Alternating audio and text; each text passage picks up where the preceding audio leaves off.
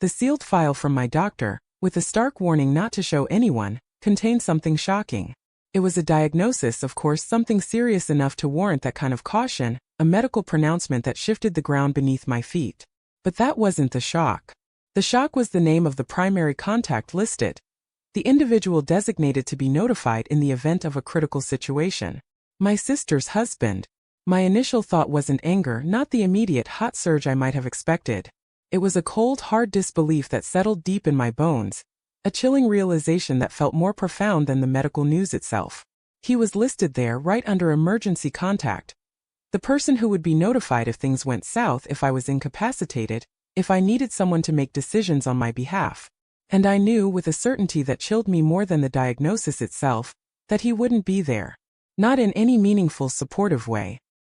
He'd be there, all right, likely to sign papers, to arrange the necessary logistics, to perform the superficial duties expected of him, but not to offer comfort, not to truly understand the gravity of the situation, not to genuinely care. Not him. It had been years in the making, this gradual erosion of his presence, his empathy, his perceived value within the intricate tapestry of our family. It started subtly, almost imperceptibly, like a hairline crack in a well-maintained foundation, barely noticeable at first. I'd always been the one to go the extra mile, the one who remembered birthdays and anniversaries with thoughtful gestures, the one who orchestrated family get-togethers, who made sure everyone felt included and acknowledged in the quiet hum of our gatherings. My sister, bless her heart, was content to let me do the heavy lifting. She was the sunshine, the bright, bubbly presence, the life of the party, and I was the quiet organizer, the steady hand behind the scenes, the one who ensured the smooth running of things. And him? He was just present. A warm body in the room, a polite smile that rarely reached his eyes, a superficial agreement with whatever was being discussed, a placid nod that conveyed little beyond a desire to avoid discord. But over time, that superficial agreement, that passive presence started to feel like something more insidious, dismissal. My efforts, once met with a perfunctory nod or a polite, yet hollow thank you, began to be met with a sort of casual indifference, an almost palpable lack of engagement.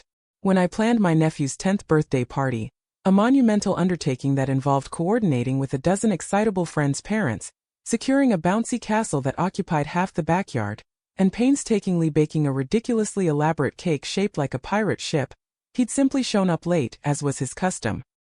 He'd patted my nephew on the head, offered a generic declaration that it was a good time, and then promptly retreated to the quiet sanctuary of his phone, its screen illuminating his face in the dimming light of the afternoon. When I had a minor surgery a few years ago, a routine procedure that still left me feeling vulnerable and in need of assistance, and my sister was conveniently out of town for a work conference, a frequent occurrence, he'd forgotten to pick up my prescription. This oversight left me to hobble to the pharmacy myself in the early hours of the morning, the cold air biting at my exposed skin, a testament to his absent-mindedness, or perhaps something far less innocent. Each instance on its own could be explained away with a plausible excuse. A busy schedule, a momentary lapse in memory, a simple oversight. But they accumulated, one upon the other, like small stones dropped into a pond, creating ever-widening ripples.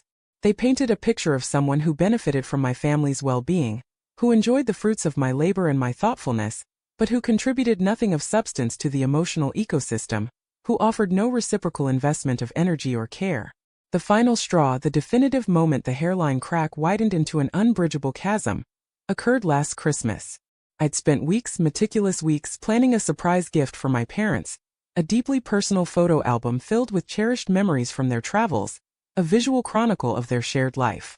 I'd painstakingly scanned old, faded prints, written thoughtful captions that captured the essence of each moment, and even commissioned a custom-bound book with their names embossed on the cover.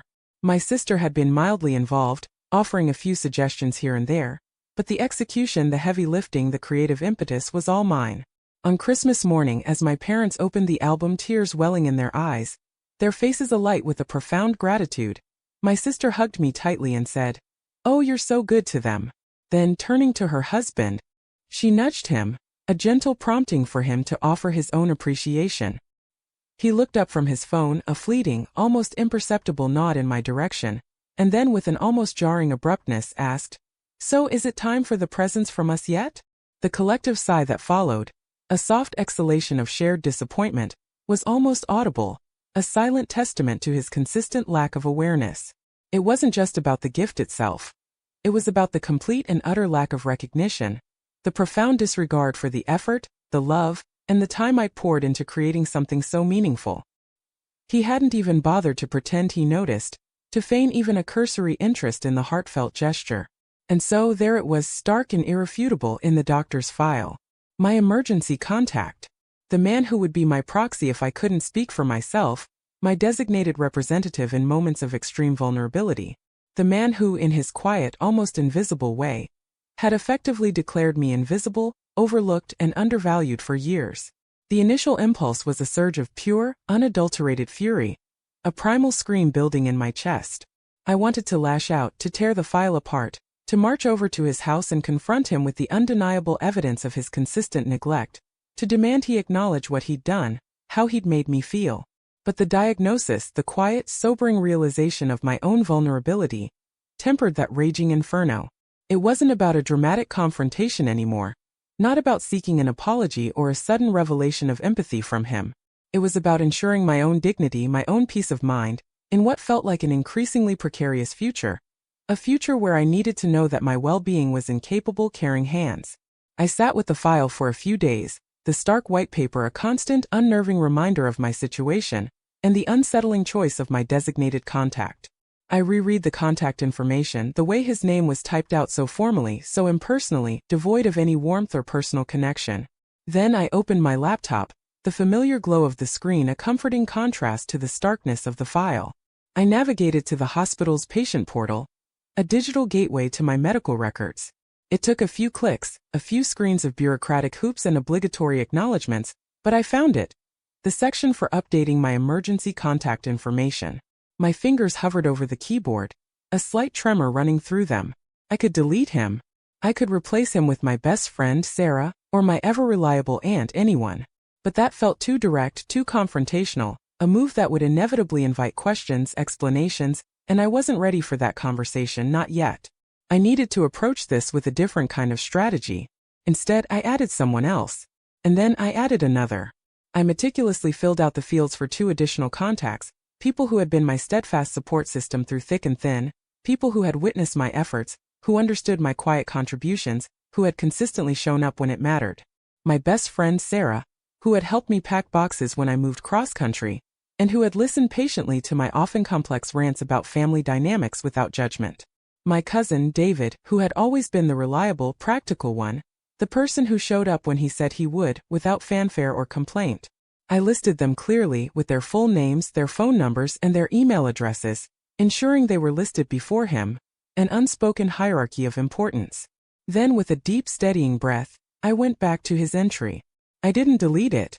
That felt too much like erasure, a response that wouldn't accurately reflect the reality of our relationship, however strained. Instead, I changed his relationship to me from the established brother-in-law to something else entirely. Something truthful, but devoid of any expectation of active support or emotional investment. I typed slowly and deliberately, the word that felt both accurate and profoundly distancing: acquaintance. I closed the laptop, a quiet satisfaction, cool and clear, washing over me. There would be no dramatic scene, no shouting match, no public declaration of my grievances. Just a subtle recalibration of reality, a quiet adjustment of the scales, a subtle shift in the perceived order of things. He wouldn't notice, of course. Not until the absolute worst-case scenario, the very scenario he had so effectively insulated himself from with his passive indifference, actually happened. And when it did, he would discover his diminished place. The subtle shifts began almost immediately, not in him, not in his outward behavior, but in me. The gnawing resentment, the persistent feeling of being perpetually overlooked and undervalued, began to recede, replaced by a quiet confidence, a sense of agency that had been missing for so long. I had, in my own measured way, asserted my boundaries, redefined my own personal space, and reclaimed a measure of control over my own narrative. The real consequence, the moment when the subtle change became evident to others, came 6 months later, at my mother's surprise 70th birthday party. It was a lavish affair, a testament to the love she'd always showered on her family, a gathering of friends and relatives from far and wide. My sister and her husband were, naturally, at the forefront of the preparations, overseeing the final arrangements with a practiced ease. I saw him from across the room, navigating the bustling crowd, schmoozing with guests, playing the genial host with his usual practiced charm. At one point my sister's phone rang, its chime cutting through the ambient chatter. She answered it, her brow furrowing in concern as she listened. "What? But, who is it then?" she asked, her voice a little strained, a hint of bewilderment creeping in. She looked around the room, her eyes scanning the faces, her gaze eventually landing on me.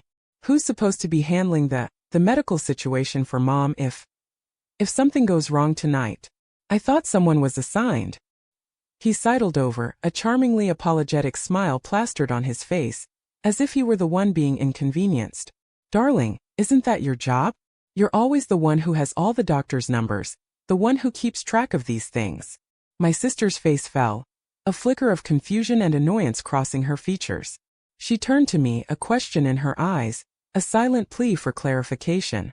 I walked over, a small, almost imperceptible smile playing on my lips, a smile that held a quiet amusement and a profound sense of vindication. "Actually," I said, my voice calm and even, cutting through the noise, "my emergency contacts have been updated. Sarah and David are on that list now. They know what to do, and they're prepared." I paused, letting the implication hang in the air, a subtle yet potent declaration. "And as for you," I continued, meeting his gaze directly, my voice unwavering, "we're listed as acquaintances. So no, you wouldn't be the one they'd call." The color drained from his face, not a dramatic blush but a subtle, almost imperceptible paling that spoke volumes. My sister stared, speechless, her mouth slightly agape. The chatter around us seemed to fade, the festive atmosphere momentarily hushed. He stammered, his carefully constructed composure faltering. "Acquaintances? What are you talking about? That's not right." "Just what I said," I replied, my tone remaining steady, firm. "The hospital records are quite clear. I've always been the one to manage these things, to be the point person for health matters, and I've updated my contacts accordingly. It's important to have reliable people in place, isn't it? People who are actually invested." He didn't respond. He just stood there, his carefully constructed facade crumbling in slow motion, his geniality evaporating like mist in the morning sun. My sister, after a beat of stunned silence, looked from him to me, a dawning comprehension in her eyes, a realization that was slowly and surely dawning. The easy camaraderie she'd always assumed between us, the one where I was the quiet supporter and he was the dependable, albeit distant, husband, had been exposed as a one-sided illusion, a carefully maintained fiction. He had been, to me, merely an acquaintance, a peripheral figure. And in that moment, everyone who overheard the exchange, everyone who knew the history of my quiet, consistent efforts and his casual, consistent dismissals understood. The illusion had shattered, not with a dramatic bang, but with a quiet, precise whisper of truth. He wasn't the go-to guy. He wasn't even particularly relevant in the grand scheme of things. He was just there. And now everyone knew it. The air around him felt suddenly thin, the charm he usually exuded now seeming brittle and hollow, like an empty shell. He was no longer the trusted family man, the reliable pillar. He was just a man who had been quietly, thoroughly, and irrevocably sidelined, his perceived importance demoted to its true diminished level. It was a small thing, really. A few clicks on a digital form, a minor alteration in a database. But the ripple it sent through the social fabric of that evening, and the quiet understanding it fostered in those who truly mattered, was profound. He spent the rest of the party largely alone, his attempts at geniality met with polite but distant smiles, his usual conversational gambits falling flat. I, on the other hand, felt a profound sense of peace, a quiet contentment that settled deep within me. The weight of unspoken resentment, of unacknowledged effort, had lifted. I had simply stated a truth, a fact, a reality that had been simmering beneath the surface for years, and the universe had, in its own subtle way, righted itself, acknowledging what had always been there, unseen and uncelebrated it.